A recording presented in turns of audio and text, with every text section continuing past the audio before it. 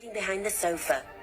The Pumpkin King, Lord of Halloween, is fed up with his life and wants something new and finds Christmasland and tries to take over Christmas. Burton chose stop-motion animation to tell his gothic horror story, but decided to produce it only as he couldn't commit to the whopping 3 years it would take to direct it. I'm a real fan of stop-motion and the work that goes into it, and the designs of that film were so unlike anything that we'd ever seen before. It's beautiful, it's magnificent. I just think it's the most incredibly imagined film. We always knew Halloweenland was going to look kind of like Tim's original illustrations, but when it came to Christmastown, I designed that. I wanted that to be kind of pure Dr. Seuss, everything round and soft and kind of huggable.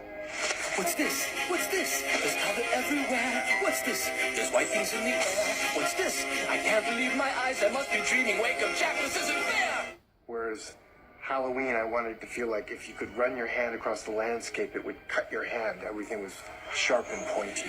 This is Halloween. This is Halloween. Pumpkins scream in the dead of night. This is Halloween. Everybody make a scene. Trick or treat.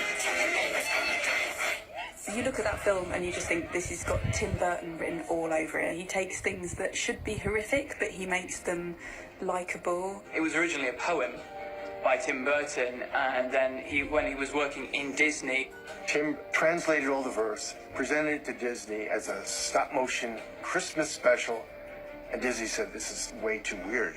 No way. Around 10 years later, after Burton's success directing the moody masterpieces Beetlejuice and Batman, Disney changed their minds about his ghostly tale that they thought too scary. I love the fact that it was too dark to be for kids' film, because you kind of feel a little bit naughty watching it. I think any Tim Burton film is scary for children to watch. But I think that's what we love about Tim Burton movies. You know, they are dark, they are uncomfortable in places, but somehow they feed a fantasy that we want to delve in deeper. And drawing us in deeper is composer Danny Elfman's superb score, the backbone of the film based on Burton's original idea rather than a script. So Tim would tell me a little bit of the story, show me pictures, drawings that he made, and I would like go, okay, and I would write a song for that next section, and he'd tell me a little more story, and then I'd do another one, and we just, in 1 month, we did the whole thing. It becomes like doing a music video. I mean, we completely broke the rules, and it really shouldn't have worked at all, but it turned out to work surprisingly well.